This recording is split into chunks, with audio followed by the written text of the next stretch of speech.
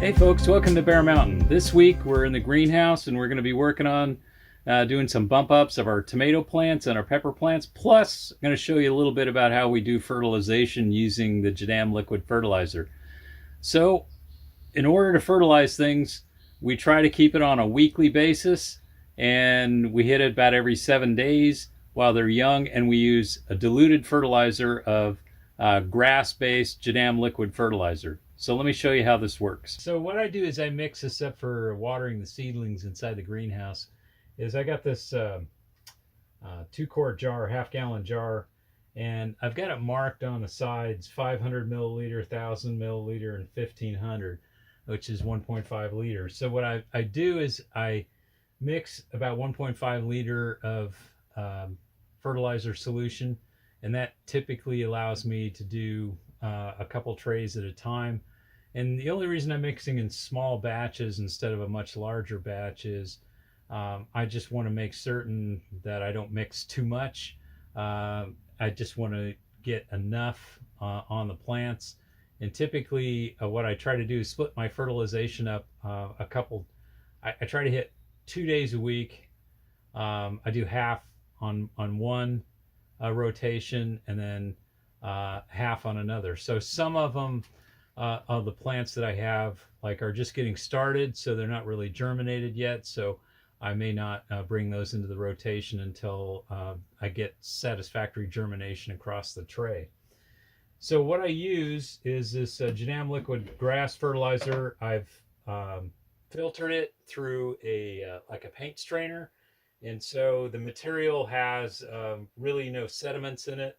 It is a darker material. This fertilizer was made a couple of years ago, and I'm going to mix this at a 1 to 30 dilution, which for 1.5 milliliters, I end up using approximately, or should 1.5 liters, excuse me.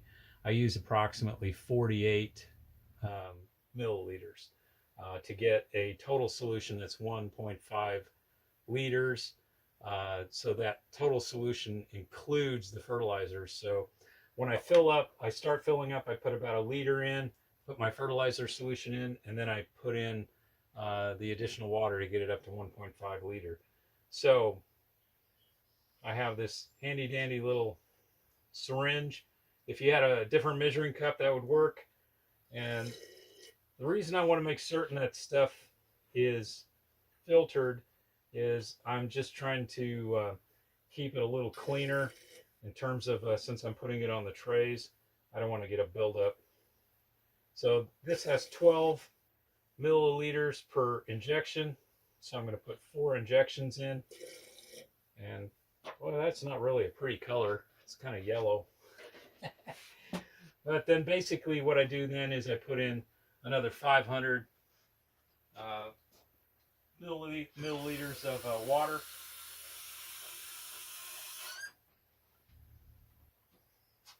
And there's my fertilizer solution. Let's see if I got a thing to mix it. There, I just use this. I'm just going to stir it a bit. Make sure it's all mixed up nice. Now, you can apply this in a whole bunch of different ways. I basically just use a little watering can, and it's just a matter of getting the plants watered after that. And after this, it just becomes kind of drench all the seedlings and let them kind of drain a little bit before I bring them back in the greenhouse, and that's it. It's really not too much more complicated than that. If I do end up having to mix extra fertilizer, I'll typically just use it on my outside plants. It's nothing much to it. So that's it, and this should give a nice mineral drench and also a little bit of nitrogen, not a terrible amount, because what I'm trying to go for here is not a super big nitrogen boost. I'm just trying to get a good general fertilizer on things. And that's it. That's all there is to the fertilization of the seedlings. Like I said, I split it into 2. I hit everything at least once a week, and I just kind of watch from that point forward.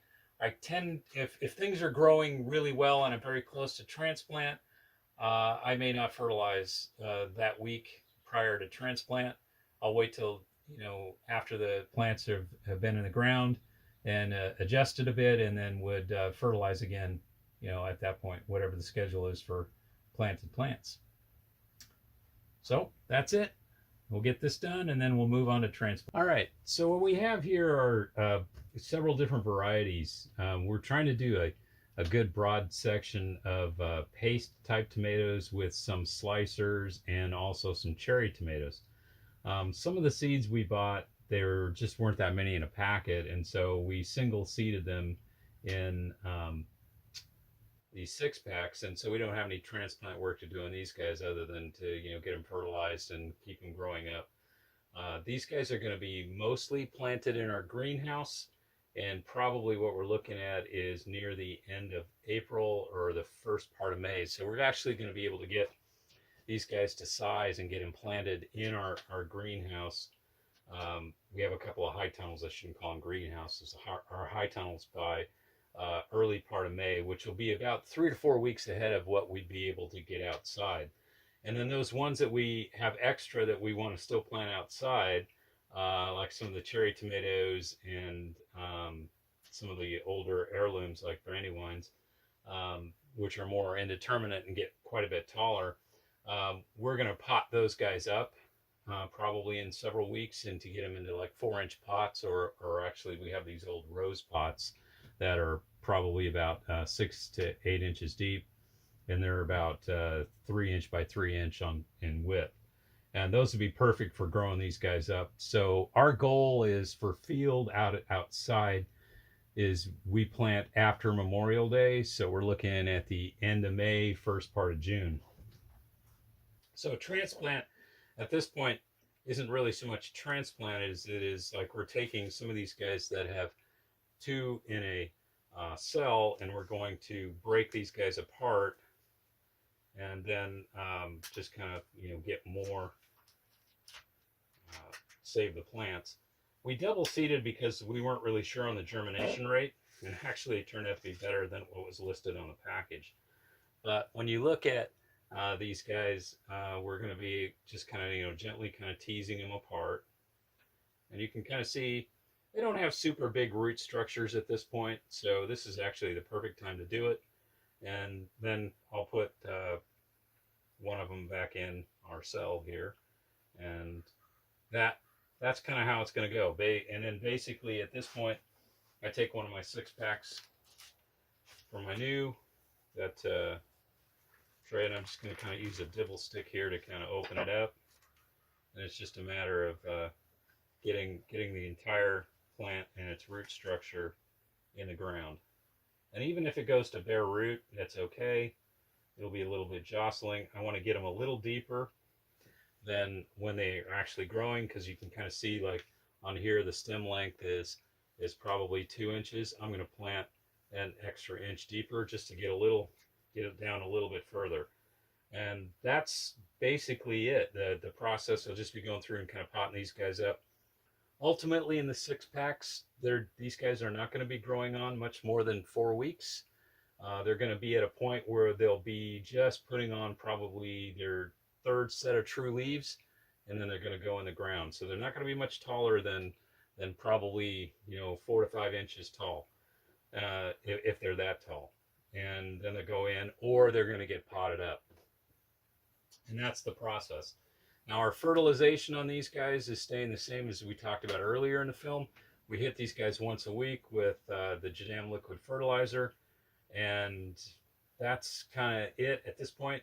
Once we get these guys transplanted, we're going to move them down into a propagation house that has better lighting, and so they'll get a more intense light to grow on a little bit better. And we should, we're planting a huge amount of tomatoes this year to get us enough to do a fair amount of sauce and canned diced tomatoes to get us through the winter time. We did a pretty good job last year, but for the 2 of us, we need to put up about probably, we can them in pints because pints are better for just the 2 of us. We'll put up about probably 65 to 70 pints of sauce and diced tomatoes. And that's kind of what we're shooting for. So we're going to plant extra to make sure we have enough, and just to kind of get us through the season. So also, just as a note, our peppers are now germinating, and we're going to be doing the same thing to these guys, the peppers, in about 2 to 3 weeks. So it's just part of the stuff you got to do in the greenhouse. We definitely are getting close to being able to plant our cool season stuff outside. We can start doing that probably in the next couple of weeks, like our cole crops and celery, and also we have some additional storage onions that were extra left over that we'll just stick in the ground and probably use mostly as scallions and greens. And that is the process. We're not going to put any vermiculite over these guys. You don't need to at this point. They've got roots, and they don't need any more bottom heat. At this point, we just grow them on cool. At this point, they don't need anything other than just time, fertilization, and good watering. So that's basically about it. We're just going to do the same thing with the peppers, and what we hope to, as we talked about earlier, to get enough to get us through the season, and in terms of the next growing season, to get enough tomatoes put away for our winter use. We've also show you some pictures of our cole crops, our broccolis and our cabbages. Those guys were planted back at the beginning of February, and so they're just pretty close to being ready to stick in the ground. I've got some leftover storage onions that I'm going to plant in the garden, but mostly I'm probably just going to use those as greens. They're not a true scallion, but if you get them at a young enough age, you can kind of use them as a scallion in salads and things of that nature. Plus we have our celery to transplant, and we've also got some extra greens that we had left over that I think these aren't really I'm going to put in the ground so much, because I've got another tray to put in the ground, but I'm going to kind of cut these, just kind of use them as like a microgreen in salads, and because they're kind of the right size for that. So instead of just throwing them out, we're just going to eat them. And our herbs we transplanted about 4 or 5 days ago. They perked up pretty good, and lots of things are just moving along here in the greenhouse, and we're gonna start getting ready to do more warm season stuff. It's just about time to start my first round of green beans, and that are going to go in the tunnel, and also our dried beans for this year. So stay tuned for those guys, and we'll kind of show you what we're going to do for those. Interesting enough, we're going to try to put more electroculture into use this year, as we talked about in earlier videos. So we'll see if we can boost our production in our tunnels by using more techniques along those lines. So thanks for staying tuned, everybody, and you stay safe out there. We'll catch you on the next video. Bye-bye.